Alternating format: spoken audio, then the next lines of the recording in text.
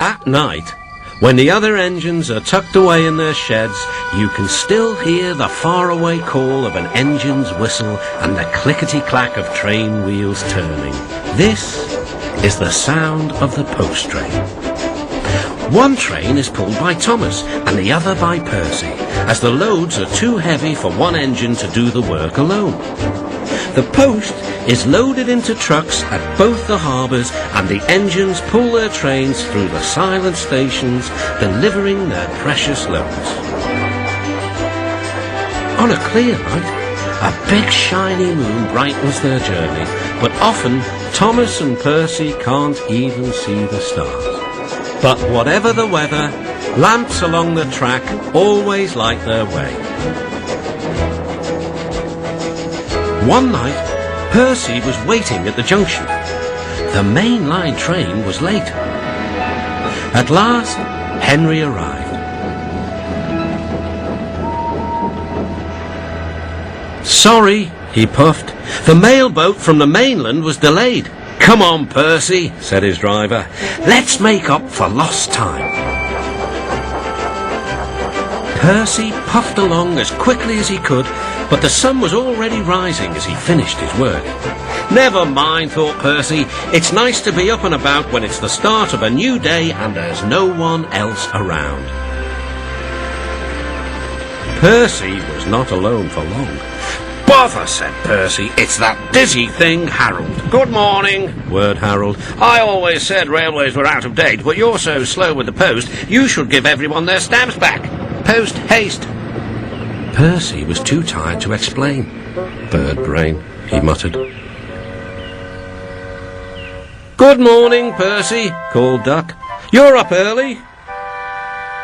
"No, you're wrong," sighed Percy. "I'm back, tired and late."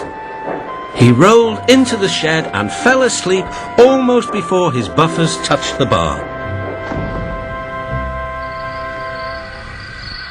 His driver decided to set off early that evening. Thomas was waiting at the station. "Thank goodness I've a chance to speak to you. Driver said that the person in charge of the post has complained to the Fat Controller about the delay last night." "But that wasn't my fault," replied Percy. "I know," said Thomas, "and so does the Fat Controller, but this post person wouldn't listen. Tonight we'll just have to be quicker than ever before."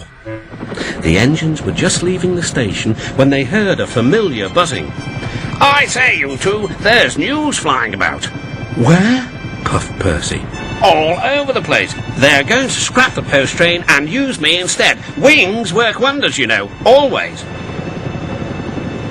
"Rubbish," huffed Thomas.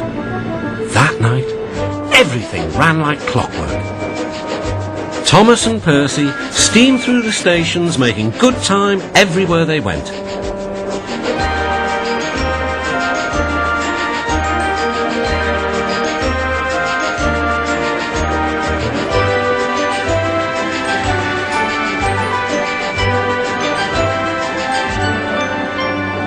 At a station, Thomas noticed a man looking cold and worried.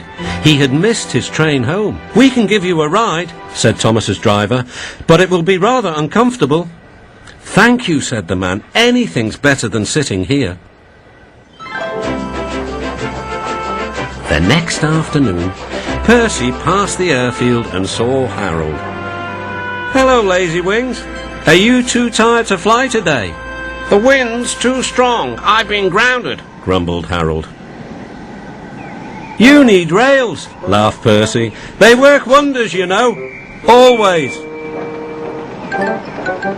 That night, the Fat Controller showed the two engines a letter. It was from the man who had missed his train. "He thinks you are both splendid," said the Fat Controller, "and everyone says that the post train is the pride of the line."